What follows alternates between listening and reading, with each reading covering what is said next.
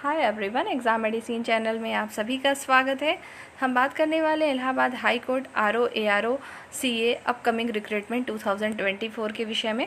आप लोगों के लिए बहुत ही अच्छी न्यूज़ है और आप लोग अपने सिलेक्शन की ओर किस तरीके से आगे बढ़ें और प्रयास अभी से शुरू करना पड़ेगा आपको, क्योंकि 6 महीने के अंदर आपके एग्ज़ाम पूरे हो जाएंगे, यानी आप फाइनल सिलेक्शन ले सकते हैं।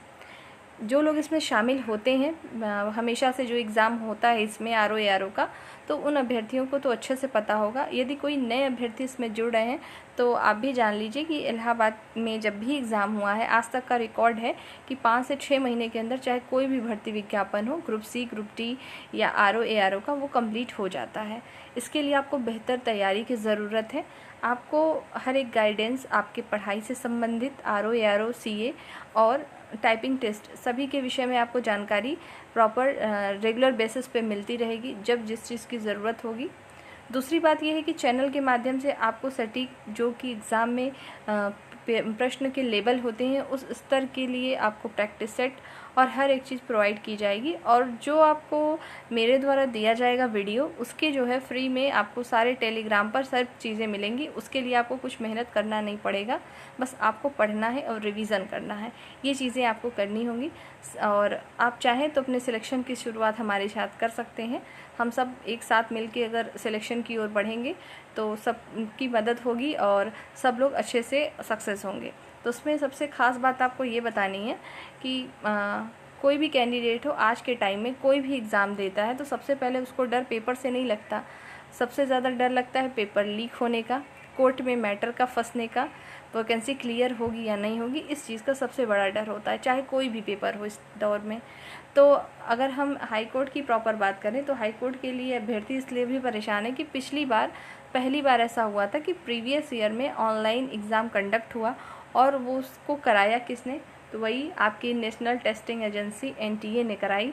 एनटीए ने कराया और एनटीए के द्वारा बहुत सारी करप्शन की चीज़ें लगी, लेकिन कुछ हुआ नहीं। मैटर चला हाई कोर्ट में, लेकिन फाइनली जो होना था वही हुआ। लेकिन इस बार कुछ नया है, आप न्यूज़पेपर में देखे भी होंगे, सुन भी रहे हैं कि नेट एग्ज़ाम को तुरंत कैंसिल करके सीबीआई जांच दिया गया। नीट एग्ज़ाम के लिए मना हो रहा था, लेकिन फिर उस पर भी कार्रवाई चल रही है। यानी कहने का ये है कि एनटीए के इस समय हालात ठीक नहीं चल रहे हैं। अगर आने वाले दिनों में मान लीजिए अगर हाई कोर्ट जो एग्ज़ाम अभी कंडक्ट कराएंगे, जब भी एग्ज़ाम, तो अगर उसको एनटीए को टेंडर मिल भी जाता है तो भी आपकी परीक्षा में जो है बहुत अच्छे से परीक्षा होगी, धांधली होने के चांसेस बेहद ही कम हो जाएंगे।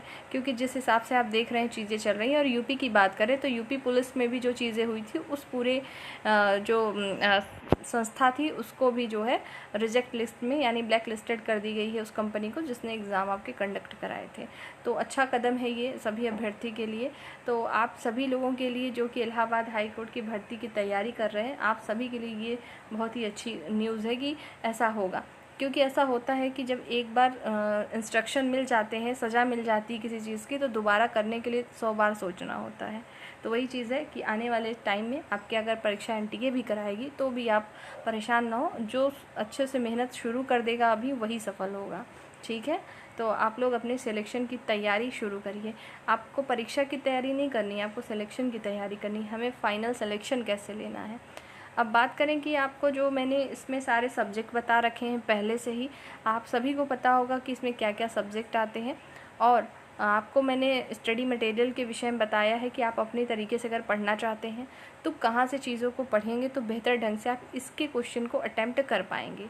ठीक है, तो उसके लिए मैंने पहले ही बता दिया है। आप आज आपको बुक के बारे में नहीं बता रहा है, आपको बस यही कहना है कि इसमें जो लोग शामिल होंगे वो हमेशा कहीं ना कहीं किसी न किसी कंपटीशन में बैठते हैं और उनकी तैयारी होगी, ये मानते हुए आपको रिवीजन कराए जाएंगे और इम्पॉर्टेंट टॉपिक से और पूरे क्वेश्चन को लेते हुए। जैसे आप घटना चक्र की बात करें, अगर हिस्ट्री की घटना चक्र है या जियोग्राफी की घटना चक्र है या तो आपके इन्वायरमेंट की घटना चक्र, इकोनॉमिक्स की घटना चक्र, तो उसके मेन एक टॉपिक उठाया जाएगा। उससे रिलेटेड जितने भी प्रश्न उस घटना चक्र में होंगे वो प्लस इंक्लूड करना होगा अगर कोई पॉइंट उसमें, तो उसके साथ आपको चीज़ें रेगुलर बताई जाएंगी और एक एक सब्जेक्ट की चीज़ें चलेंगी। ऐसा ना हो कि आप पे भी बर्डन हो, क्योंकि अभी आपके जो विज्ञापन जब तक नहीं आएंगे तब तक आपको सिक्वेंसली 1 या 2 क्लास बस मिलेगी डेली के बेस पे। बाकी जब आपके विज्ञापन आ जाएंगे तो उस दौरान और भी तेज़ी से प्रैक्टिस होगी, सब कुछ होगा। आपको अपने स्तर से भी चीज़ें शुरू करनी है, और आपको किसी भी सब्जेक्ट में प्रॉब्लम आती है कि कहाँ से क्या चीज़ें पढ़नी है तो आप पूछ सकते हैं। अभी मैं आपको फिर से सारे सब्जेक्ट दिखा दे रही हूँ कि कितने सब्जेक्ट इसमें हमें पढ़ने होते हैं। देखिए, सब्जेक्ट को अगर डिवाइड कर लें तो 10-11 सब्जेक्ट हो जाते हैं। अगर हमारे पास मंथ की बात करें तो मात्र 6 महीने हैं, और देखा जाए तो एक सब्जेक्ट के लिए जो है हमारे पास 1 मंथ भी नहीं, 30 दिन भी नहीं है, तो 15 से 16 दिन का एवरेज मान के चलिए एक सब्जेक्ट को देना है।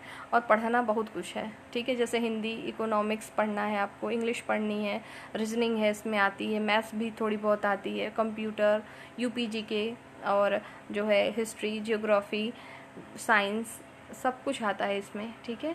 तो हमको सबको एक लेवल में लेके चलना होगा, तभी सिलेक्शन होगा।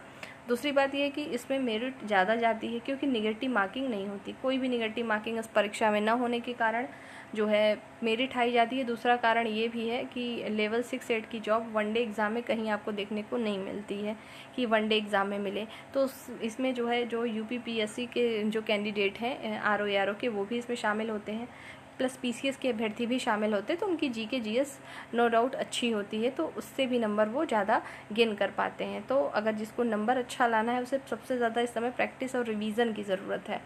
अगर आप अभी सोचेंगे कि हम इतिहास के एक एक टॉपिक को पूरा पढ़ना शुरू करेंगे तो आप ख़त्म नहीं कर पाएंगे लास्ट टाइम तक।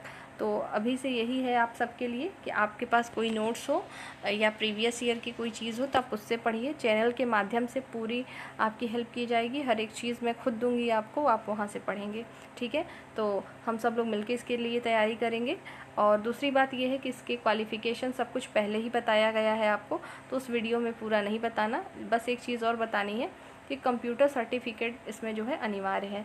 तो अभी भी अगर कोई ऐसा अभ्यर्थी जो कि केवल आपने ग्रेजुएशन किया है, आपके पास कंप्यूटर के सर्टिफिकेट नहीं है CCC का, तो अभी भी आप कर सकते हैं। अगर अभी फॉर्म फिल कर लीजिए आप 30 से पहले, तो आप आराम से अगस्त में अगस्त में परीक्षा दे सकते हैं CCC की और पास कर सकते हैं। बहुत ईजी है ये, बहुत टफ नहीं होता है कि CCC के भी एग्ज़ाम में नेगेटिव मार्किंग होती नहीं है, 50% भी सही कर देंगे तो पास हो जाएंगे, ठीक है। तो ऐसे अभ्यर्थी जिनके पास सर्टिफिकेट ना हो अभी भी कर सकते हैं, करिए और इसकी तैयारी बेहतर ढंग से करिए। मेरा मानना ये है कि जितना आप लोग फोकस किसी वनडे एग्ज़ाम में कर रहे हैं, इतनी मेहनत की प्री है, किसी में तो आपके स्किल टेस्ट अलग हैं, सब कुछ अलग है, लेकिन अगर इसमें अच्छे से मेहनत की कर ली जाए तो अच्छे लेवल की जॉब और वनडे एग्ज़ाम में एक दिन में आपको मिल सकता है। लेकिन मेहनत बहुत करनी है आपको, ठीक है, क्योंकि बहुत सारे अभ्यर्थी हैं जो कि पिछली बार 1-2 नंबर से चूक गए होंगे, वो सभी हैं आपके साथ भीड़ में, ठीक है। तो उनसे एक कदम आगे बढ़ना है, तो सिलेक्शन की शुरुआत अभी से करना है, ठीक है। तो कल से आपको इसकी क्लासेस प्रॉपर सब कुछ मिलेगा। और मैं आपको पहले सब्जेक्ट भी दिखा दूँ फिर से एक बार कि देख लीजिए क्या क्या सब्जेक्ट है, ठीक है। आप स्क्रीन पे सिलेबस देखिए, इसमें क्या क्या पढ़ना होता है। ये प्रीवियस ईयर अभी तक जब भी इसका एग्ज़ाम हुआ है इलाहाबाद हाई कोर्ट का, तो यही सिलेबस ही रखा गया है, वही सिलेबस हम लेकर चलेंगे कि 2024 में भी वही आएगा। अगर टेंडर चेंज हो जाता, एनटीए को नहीं मिलता है, तो हो सकता है सेम डे पर टाइपिंग ना होके पहले रिटन एग्ज़ाम हो, बाद में आपका टाइपिंग टेस्ट हो, क्योंकि ऐसा पिछली बार ही हुआ था कि सेम डे पर ही आपकी टाइपिंग टेस्ट कराई गई थी। और टाइपिंग के लिए भी आपको बहुत ज़्यादा हिंदी के लिए परेशान नहीं होना, केवल इंग्लिश में आपको टाइपिंग करनी है। 25 वर्ड पर मिनट स्पीड मांगता है, लेकिन आपकी स्पीड 30-35 होनी चाहिए, तभी आप वहाँ पर मेंटेन कर पाएंगे। टोटल मेरिट आपकी 250 नंबर की बनती है, 250 नंबर की, जिसमें से 200 नंबर आपकी थ्योरी होता है, 50 नंबर आपका जो है टाइपिंग टेस्ट का होता है, ठीक है।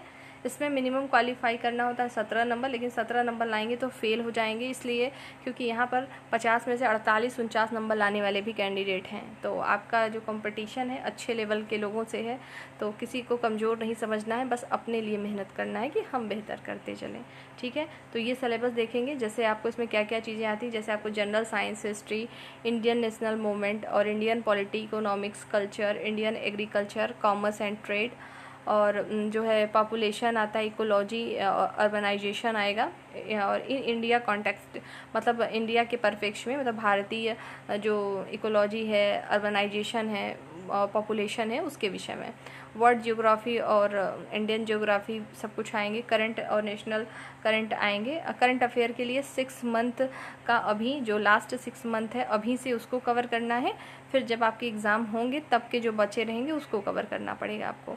तो करंट अफेयर की भी क्लासेस बीच बीच में मैं आपको दूंगी, ताकि आप सबसे मतलब एक तरीके से आप पढ़े रहिए, ताकि कुछ नया आपको एग्ज़ाम में ना लगे।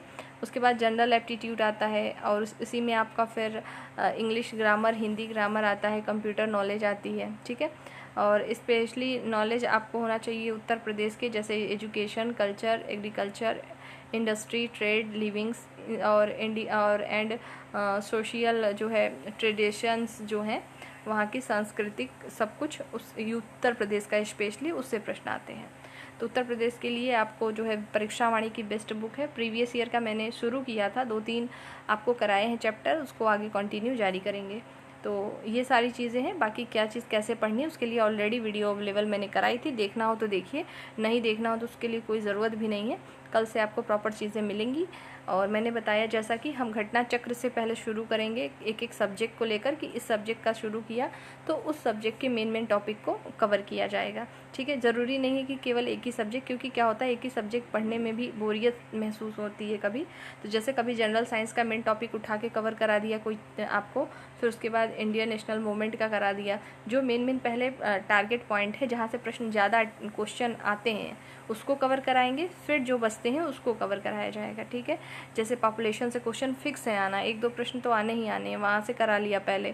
फिर उसके बाद हम बात करते हैं जैसे कि आपके इंडियन नेशनल मूवमेंट, ये मोस्ट इम्पॉर्टेंट एरिया होता है, यहाँ से क्वेश्चन आते हैं। तो इन सब चीज़ों को कवर करते चलेंगे पहले, फिर उसके बाद बाकी चीज़ों को कवर करेंगे। तो इस तरीके से आपकी स्ट्रेटजी होनी चाहिए पढ़ने के लिए। और जैसे मैंने कहा, परीक्षा के लिए नहीं पढ़ना है, सिलेक्शन के लिए पढ़ना है, कि हमारा फाइनल सिलेक्शन हो। तो यही सारी चीज़ें बतानी थी। जो भी अभ्यर्थी इसमें शामिल होना चाहते हैं कि हमें भी उस परीक्षा में जो है एक सीट अपनी कंफर्म करनी है, तो शुरुआत आपको करनी है। एक बात और है, चाहे आप यहाँ हमारे से हम लोग के साथ जुड़ के करिए या कहीं से भी, लेकिन शुरुआत करना है आपको अभी से, तभी आप इसमें सेलेक्ट हो सकेंगे। तो इस वीडियो में आपको यही जानकारी सब कुछ देनी थी इलाहाबाद हाई कोर्ट के विषय में। नेक्स्ट वीडियो में हम जल्द फिर मिलते हैं नई टॉपिक के साथ। ध्यान रखते रहिए अपना और पढ़ाई करते रहें। जय हिंद।